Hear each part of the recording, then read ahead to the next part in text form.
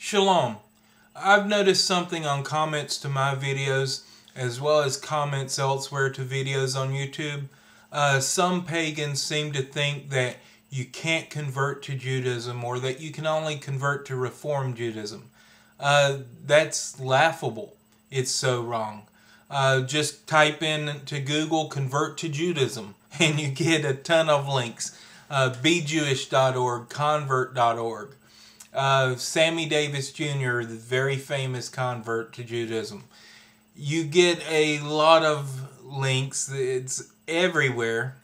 Orthodox, conservative, Reform, Reconstructionists, they all accept converts. And it's just silly. You've got an Orthodox rabbinate in Israel that will convert you if you're not Jewish and you won't convert. It's silly. And that's one reason I stopped taking up for pagans, because everything they're complaining about other religions doing to them, they do to others. I mean, so it's really not worth taking up for them. It's like, look, you know, you're doing the same thing to others. You're attacking other religions. You're twisting other people's beliefs without understanding them. You know, have at it. You know, whatever they say against you is no worse than you're saying about them. And it's not all pagans like that, but it's enough that I was like, you know, I'm not taking up for these people. And this is one of those cases. I've heard Syrian Jews don't accept converts, but that's a very small community.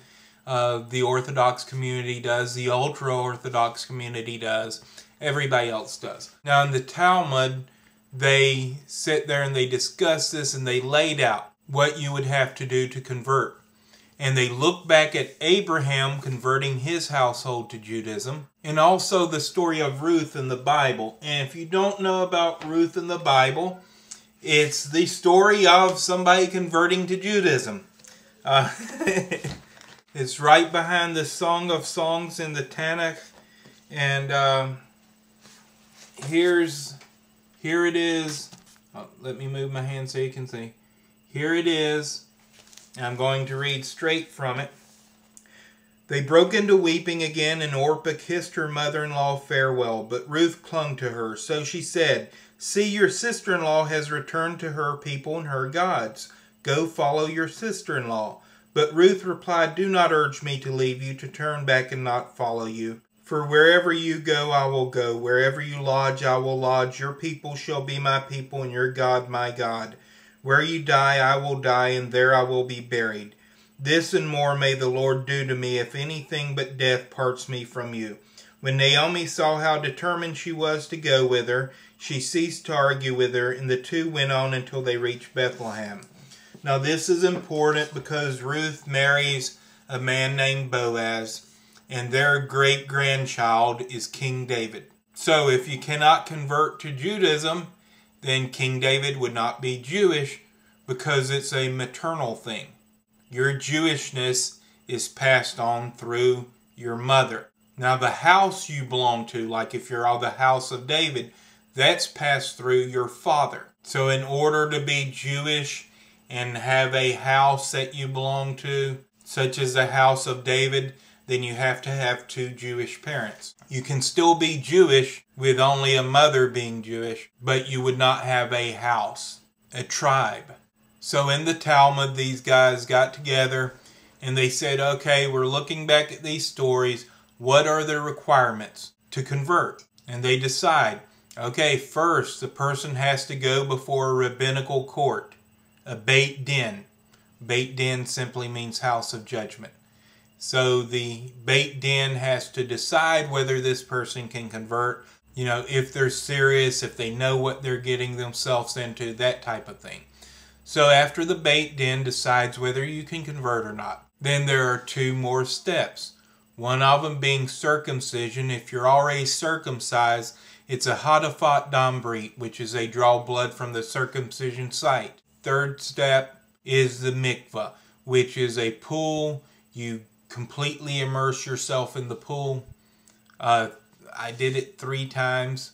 And there was a later step added to that you publicly profess your Judaism, you accept all the commandments publicly, and then you're Jewish. So you went through all these steps: Beit Din, mikvah, circumcision, and professing your acceptance of the commandments. So, what communities accept your conversion from that point?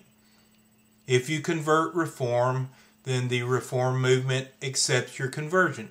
But if you go through all the steps outlined in the Talmud, then chances are the conservative movement will accept your conversion. And if not, you could redo whatever part that they wanted redone and then convert. The only people who would not accept your conversion, whether you convert Reform or conservative, is the Orthodox movement. And the Orthodox movement is really picky on conversion. So some Orthodox rabbis will not accept a conversion done by another Orthodox rabbi.